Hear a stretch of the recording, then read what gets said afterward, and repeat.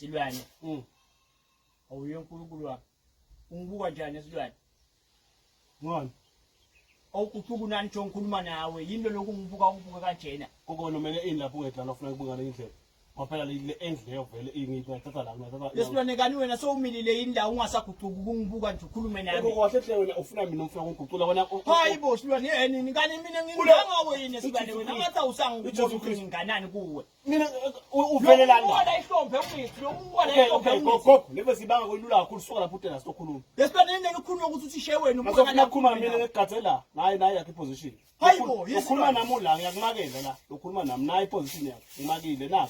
Yeni. Ngaphendula amasola. Yesilwane uNkulunkulu wami ngalethala lithayela ngusha yesilwane awukhulumi nami. Take your position. Kulungile mani nje kanjalo mani kanjalo kulungile.